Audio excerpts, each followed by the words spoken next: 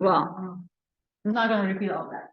So this is your P controller. This is your D controller. This is your system. Now, if you had angular, like a removed joint, you have to write the dynamic. So all those theta dot and theta all will show up, plus you guys, right? But they are all second order, so you can group them and write in the matrix form. So still is a second order system. It just has more elements in it. Then once you solve it, every time you're plotting it and see if it behaves the way you want it. Now, if we divide everything by m, so this looks like let's go and put it in the standard form. The second order differential equation in standard form, the coefficient of your x double dot is 1. So if we do that and then you compare it to a standard form, you can see that 2 zeta omega is equal to kp over m, and omega squared is kb over m. For a standard system, this is our natural frequency of the system, and well, it's the same thing. And zeta is our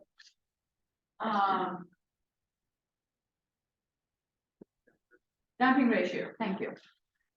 It's a damping ratio of the system, right? Now,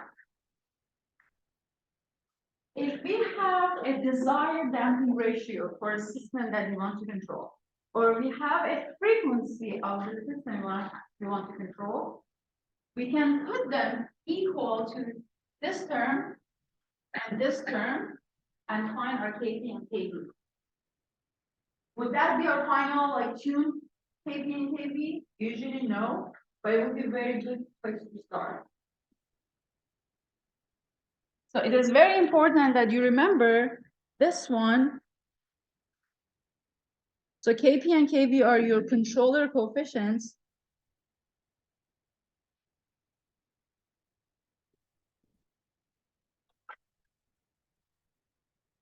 And this zeta is your closed loop damping ratio because the controller is part of it now. It's a new system that has controller inside.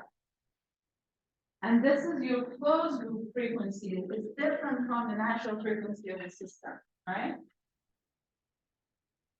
Does this all make sense? Now we want to tune our gain. Where should we start? We usually start from tuning our Kp.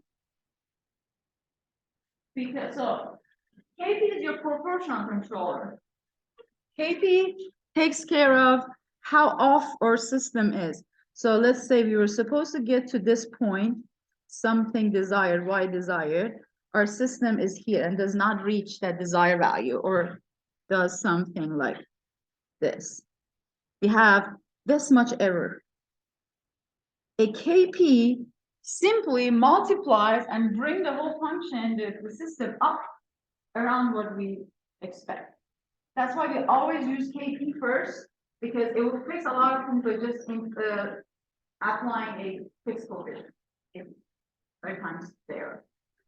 So you always find Kp, which is easy because you have m, the mass of the system here was just one single joint, right? So one mass. And omega is the natural frequency of the system. It's omega n. This comes from the system, right? So, well, not omega n per se. You have go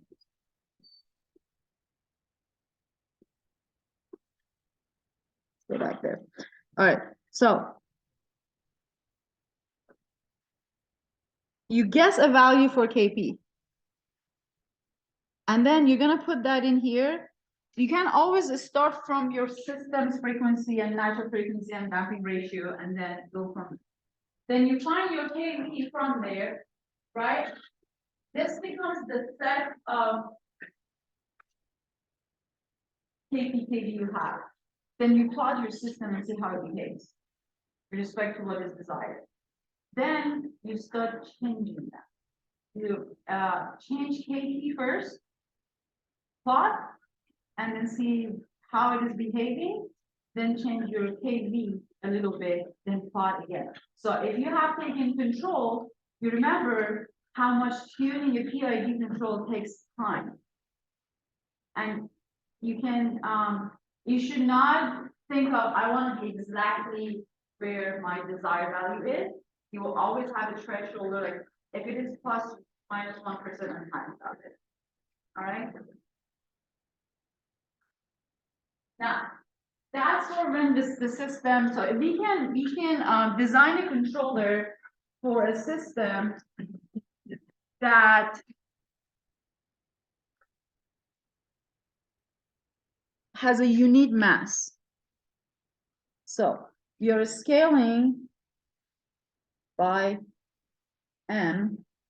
If we divide everything by m, so our m is 1, right?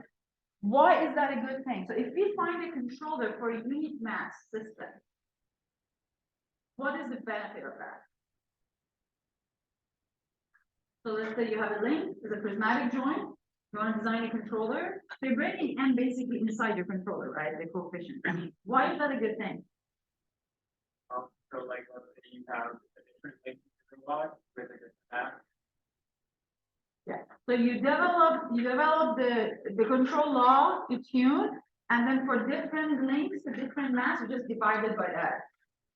So you already tuned everything. You just like find it specific to that one link. So it's usually good to find the unique mass, the controller for the unique mass. The only difference you divide everything by that. Your m-con is 1, right? So if you have a system with mass m is mk prime.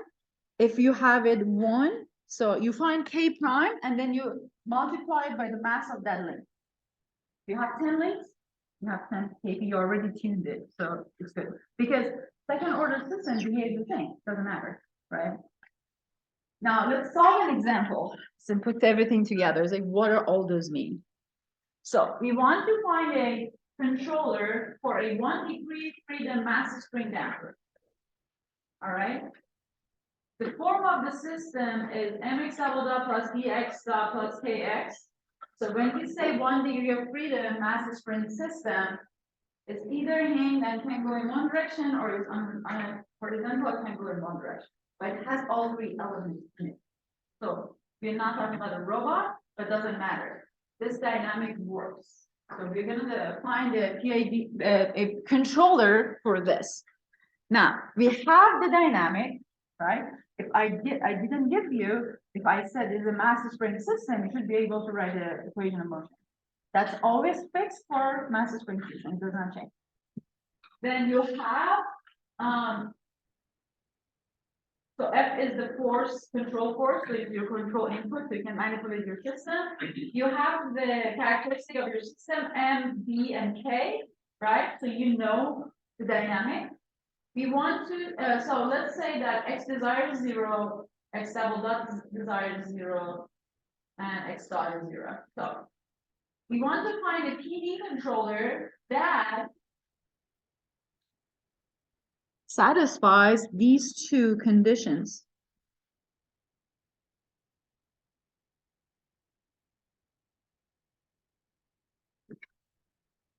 So we want a controller that our system with that controller has a critical damping. So what is zeta for a critical damp system? 1. If you don't know that, a second order system has 3 damping. Less than 1, greater than 1, and 1. 1 is critical damp. Why do we want critical damp system? Those are control. So critical damp system is this one. This is the desired control system, right? We reach to a stable steady state. So we usually like our, we usually want our damping ratio to be 1 or very close to 1. All right. So that takes care of that. So we know zeta is equal to 1. I'm going to write it up here. That comes from this. And 2% settling time is 0.001 second. So I have given you the equation for settling time. 4 over zeta omega n omega n being the natural frequency of the system, right? So your T of S is 0, 0, 0, 1. What information do we get from this? If you look at the equation there, natural frequency. So you could also find tau, but tau is not useful for us. But we use natural frequency to guess our first KP, right? So we're gonna find our natural frequency from here.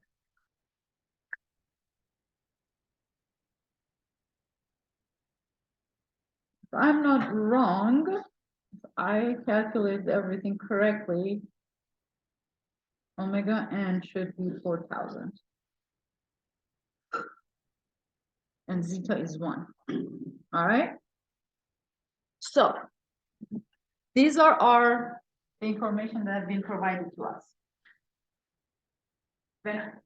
So they asked us to design a PD controller. So they kind of told us what does the control law look like, right? Can you write the control law knowing that it's a PD controller? You should be. I want you to write it. So F is your controller, is a PD controller. What would the equation look like?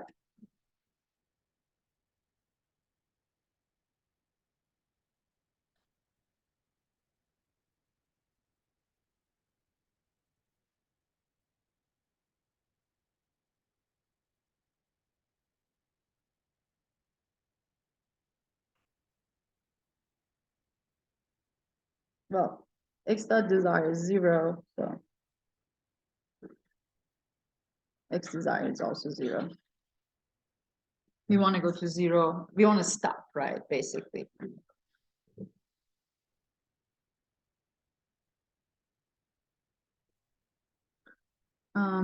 What did I use for KV? Okay. So KV is, when I say KV, sometimes I also write KD, they are the same thing, is the derivative part of the controller. So your control force is negative KPX, negative KV or KD X dot. All right? Can you write the equation, the dynamic equation for the system now?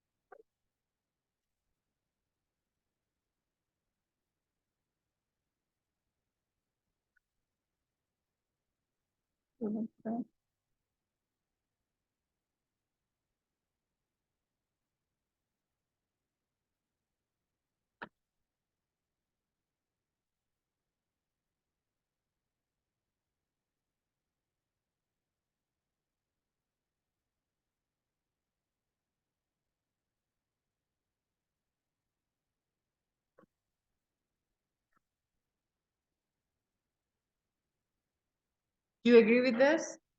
So the equation of motion for mass spring system is given to you, and they said it's equal to F. You just convert F is the control input for signal. We put them equal to each other. Now we can rearrange and put everything.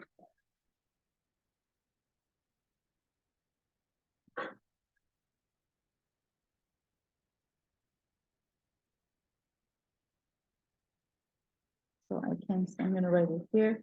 So mx double dot plus ex dot plus kv x dot plus kx plus kp x equal to 0.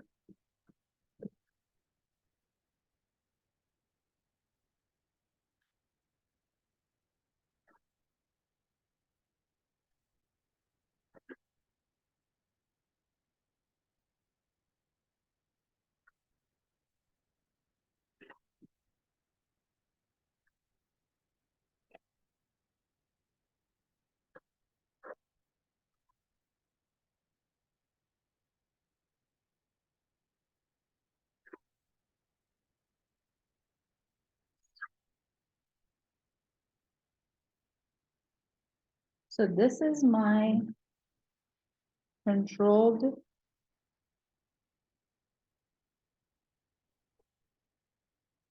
system.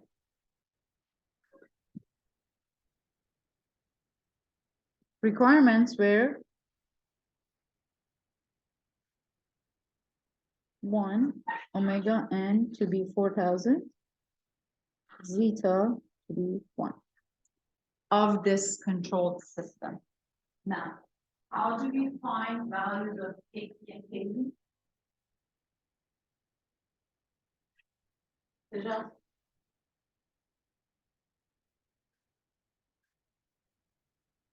Okay, so that is one way to do it. So usually the traditional way of treating PID controller is that you pick a value for KP, pick a value for KP, plot this, and look how it looks like. But it would take, let's say, half an hour, more than 5 hours. What is a better way to reduce this time of calculation? Yes. So we are trying to find a better and educated guess for our tuning. So if you remember, I'm gonna put this in the standard form. So x double dot plus b plus kv m x dot plus k plus kp divided by m times x equal to 0, right? This is omega squared. This is 2 zeta omega. So you know what m is, you know what k is from our system. We have omega n 4,000 times like the square of that. You can't find kp. Once you have kp, then you can't find kb. The equations are, you already have seen the equation from before. But here is 2 zeta omega n is b plus kv divided by m. Now you find kv. Huh? The initial, we had 2 zeta omega x. Am I missing something? No, like you had 2 zeta omega times x. X is your state. Oh, Yeah, so the coefficient of x is 2 zeta omega n. yeah, so coefficient x. Oh, 2 so zeta. I already nobody said anything. You just let me wrote everything. All right, here.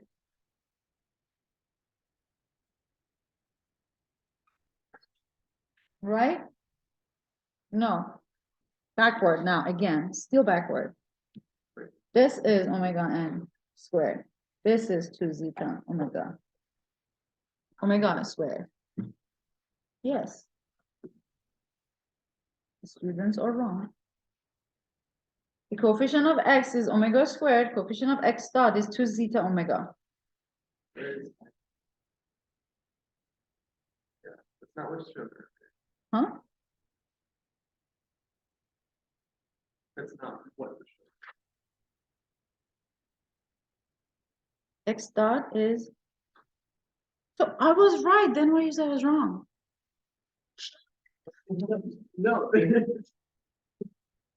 Okay, hold on. I was right. I need to go back to what I wrote. I should not listen to students. I'm joking. I'm joking. Yeah.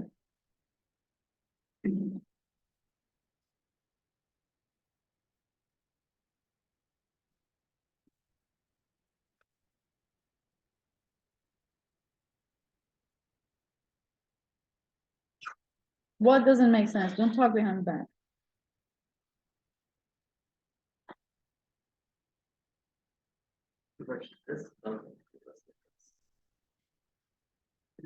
This is correct. Okay. Here. Omega is square root of kb over m. Huh? No. Okay, I see what's the problem. All right. You have b here. You have k here. You have m here. You need to calculate that value that is equal to omega n, omega squared, and you have the value for omega. The other one is 2 zeta omega. You just found omega 2 you have one on the right side, you're finding your KV. It should not be equal to the original equation.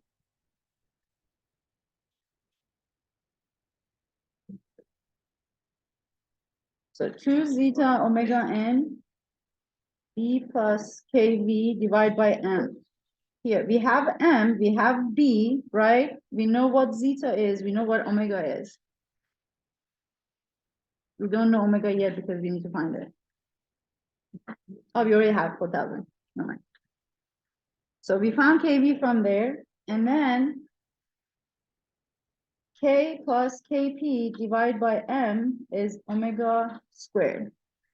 We have omega, we have m, we have k, we have to find our kp. Kp, kv. That is the first one that we will try to plot to tune our controller. The problem. So.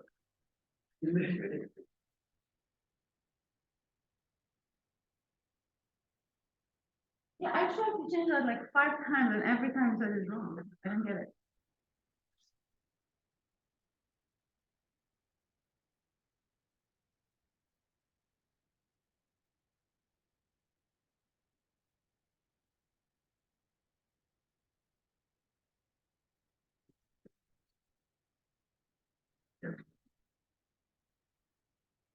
So what did I say here? Square root of kp over m. I was trying to explain that. Okay. And you said this was wrong. Good.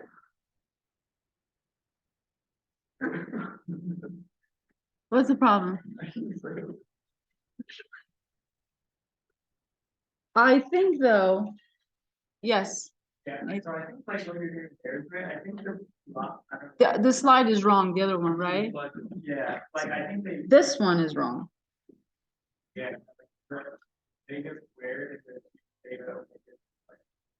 Yeah, so can someone pull up second order standard form? Google. I'm not trusting anyone now.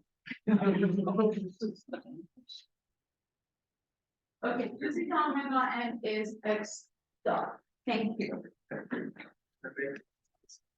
Okay, no, you did not tell me what is wrong. You just said it doesn't make sense. Thank you, Nathan. No, no. It didn't match up with the slide. No, I didn't even match and you still said it doesn't make sense. Okay, good. So omega squared 2 zeta omega n. There.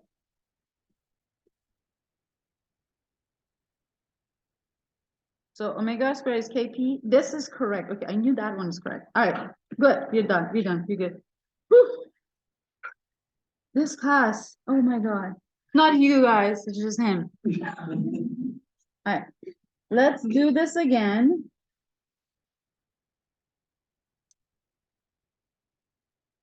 X dot is 2 zeta omega n, which I was right. This was omega squared. All right. Now, does this make sense what we're trying to do? Yeah. Because I don't want to go home to. All right. So we have 2 requirements for our system. From omega, we can find our kp, right? We have this one and this one. From 2 zeta omega, and since we have both of them, we can find kp. Right? So then, do you know what you do with them? That's the question. Let's say I already calculated, hopefully this is right. Let's say this kp is 6.4, let's say time. This is like a ridiculous number. I don't know where I got these numbers from, but let's say these are correct for the system. Which if you have done any control tuning, you know these are wrong. But let's say you start from this number. Okay, so these numbers, what do we do with them? We put them in here, right? But we have to determine that. You're gonna plot this system, it's a second order system. And then we're gonna take a look and see if we actually reach these two requirements. So if you draw that in MATLAB, you can actually find where your zeta is and what is your frequency. And if you didn't get those values by plotting, what do you do next? Because you're trying to control the system to behave like that, right? And if it didn't happen, what do you do next? That's the whole control part, right?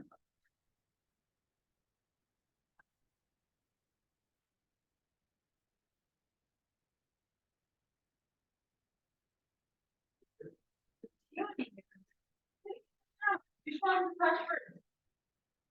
Change the KP.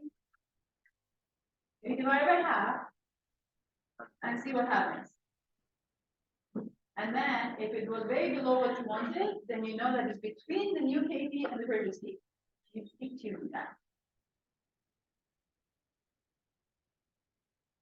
Using educated guess, the time of tuning the controller would shrink, but it's still a tedious task for tuning KP. Because other than observing the solution, the behavior, there's no other way of finding. There are a couple of ways, but they're just also like good guesses, but not the final value.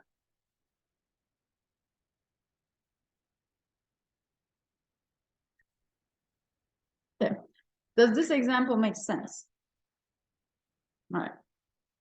So we try. So now if this requirement changes to something else, fine, your requirement change. So you tune the controller based on that.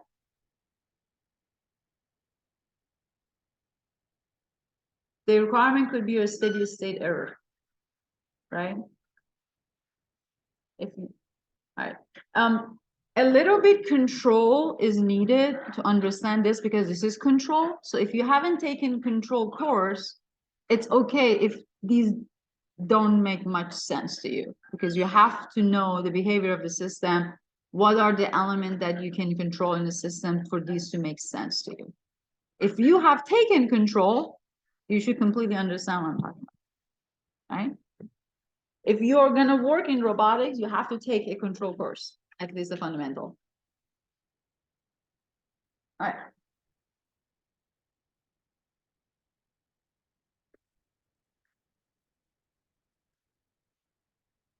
So control partitioning is basically what I talked about. If you design your controller for a unique mass, you're basically partitioning the controller from the system, and then once you have your controller, it doesn't matter which link you're using for, you can kind of use that controller from. So imagine you have a robot that has like three revolute joints to different motors, to different link weight, like mass and length, right? But you are trying to control it the same way. You want to go to 45 in all of them, or go from 0 to some value. You design one controller then for a unique mass, and then you apply to all three of them. Okay.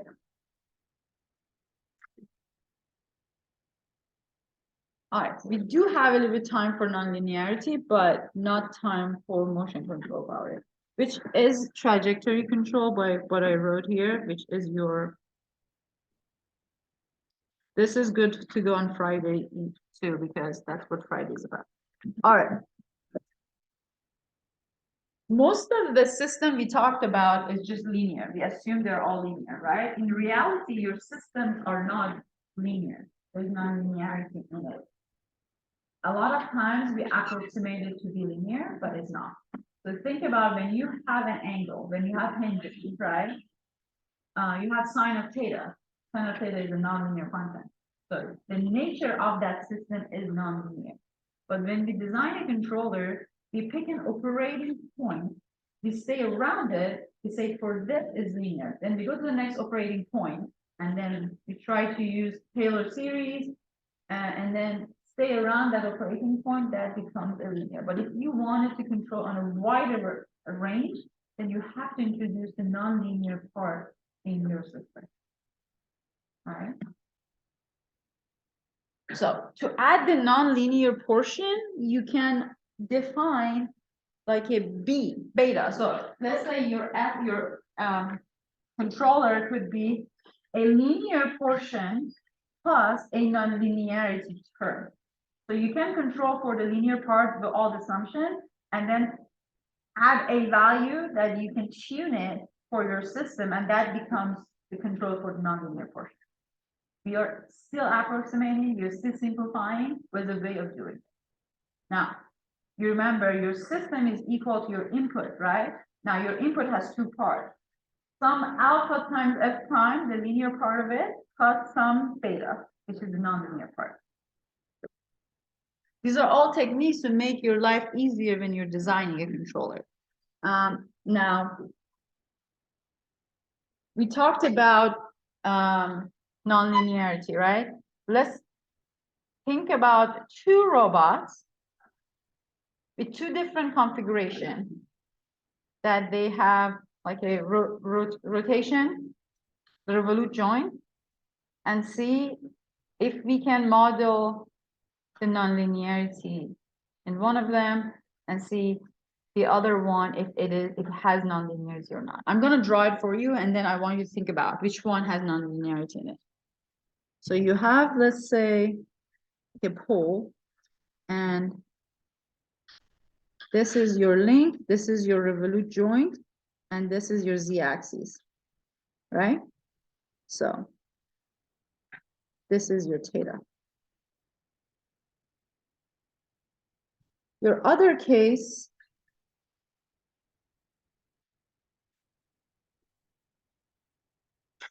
gonna be hard to draw, but I'm gonna use my mechanical engineering knowledge. Mechanical engineer, please forgive me.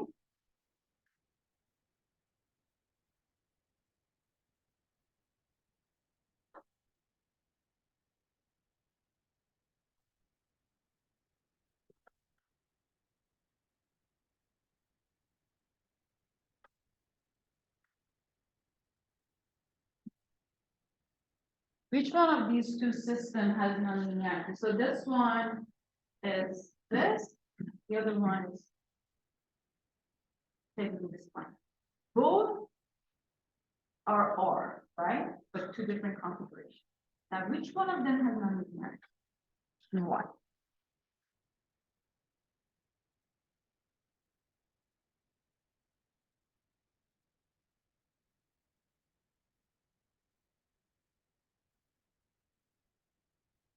Couple of hands, please raise. So I can choose. Yes. Second one, it has gravity. The first one also has gravity, right? So what is it that is different in the second one? When you say subject to gravity, what does it mean?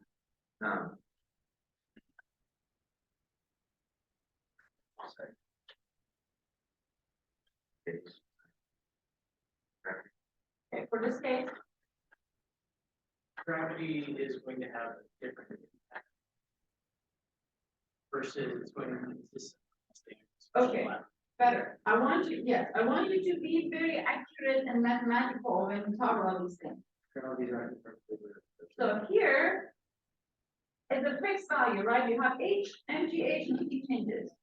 In this direction, your H is changing, sine of theta, cosine of theta, whichever it is, right? Depending on where you're looking at the axis. So your gravitational force is changing depending on where your link is, right? It's sine of theta. Sine is a nonlinear function. So we cannot eliminate that. If we have this motion in dynamics, we cannot eliminate the effect of the nonlinearity of this motion. We have to bring it in our dynamics. Now, what's the problem with nonlinearity and like the way that we solve the first order differential, the second order differential equation? They're all linear. We talked about this for the linear system. So then when you go there, when you design a controller, again, you either have to think about, I need to linearize this. So you linearize your sine function, or maybe the first sentence of Taylor's expansion series, or again, you pick a point that about this point, operational point, is going to be linear, and that's what I'm going to discuss. I'm not discussing the whole thing. Does that make sense? So it is very important to realize what are the forces impacted on, and that everything you learn is for linear functions. So this would have,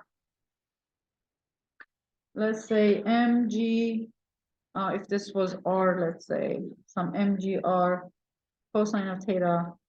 This one, if this distance is r, this fixed, so this would be mgr. So this is linear, this is nonlinear.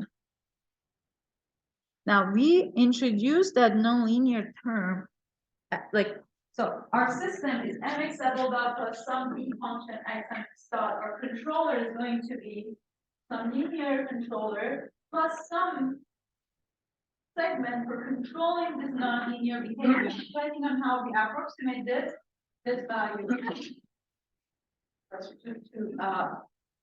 To compensate for that. So your system has some input x and x dot, which is your state. You have that nonlinear behavior of your system. And let's say this is the mass of system because we are trying to just define for unit vector, for unit mass. So we can change that. So that becomes our system, and this is negative, well, positive, negative. All right, so when we have nonlinearity, we have to look at it separate.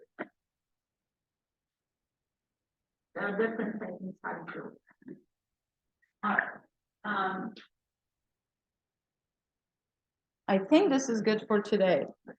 For Friday, you will have a checkpoint which will use this trajectory control or trajectory tracking, and a code that I already put in the lecture. You're gonna run that. Right? You're gonna design a PID single link.